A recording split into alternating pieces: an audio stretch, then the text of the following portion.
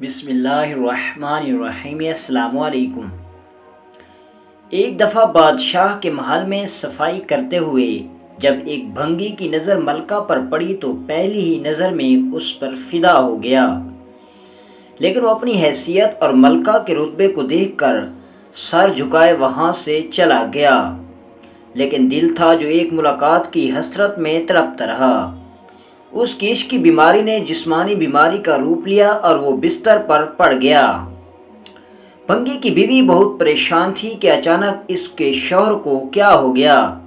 وقت گزرتا رہا اور اس کی بھنگی کی بیماری خراب سے خراب ہوتی جا رہی تھی۔ اس کی بیوی نے ٹھان لیا کہ آج اپنے شوہر سے سچ اگلوا کر رہے گی کہ آخر اس کی بیماری کی وجہ کیا ہے۔ آخر بھنگی مجبور ہو کر اپنی بیوی کو راز بتا دیا۔ پہلے تو بیوی کو بہت غصہ آیا اور پھر پریشانی ہوگی، لیکن اپنے شوہر کی بیماری اور پریشانی کو دیکھ کر اس کا دل بھی پگھل گیا۔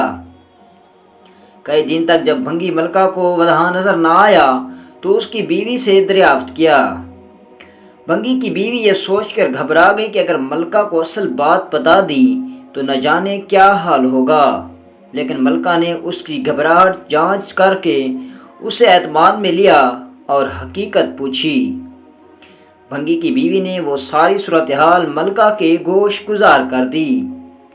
ملکہ نے کہا کہ اس سے ملاقات کا یہی ایک راستہ ہے کہ تم اپنے شوہر سے جا کے کہہ دو کہ کل شہر سے باہر کسی راستے پر بیٹھ جائے اور بس اللہ اللہ کرے، نہ تو کسی سے بات کرے اور نہ ہی کسی کا دیا ہوا کوئی تحفہ قبول کرے۔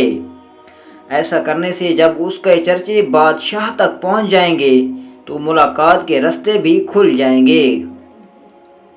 ملکہ کا پیغام سنتے ہی بھنگی کی جان میں جان آئی اور وہ گدھاؤں کا بھیس بدل کے ایک راستے پر جا کے بیٹھ گیا اور اللہ کا ورد شروع کر دیا۔ جانے والے اس سے متاثر ہوتے اور نذرانہ ساتھ لاتے، لیکن وہ نہ سر اٹھا کے کسی کو دیکھتا نہ ہی کسی چیز کو ہاتھ لگاتا۔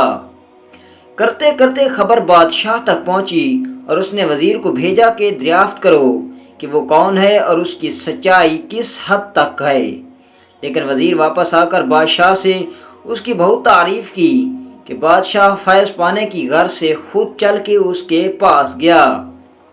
جب ہر طرف اس کے چرچے ہونے لگے تو ملکہ نے بادشاہ سے اس نیک انسان کی زیارت کی خواہش ظاہر کی۔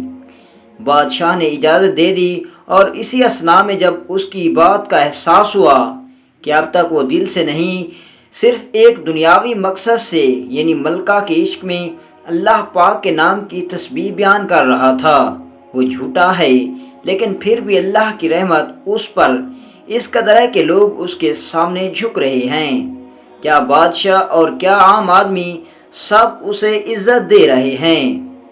جب ملکہ اس کے پاس پہنچی تو اس نے سر اٹھا کے اس کی طرف نہ دیکھا، بلکہ بہت دیر تک اس کے آگے ملکہ بیٹھی رہی، لیکن اس نے اپنی پلکیں بھی نہ جھپکائیں۔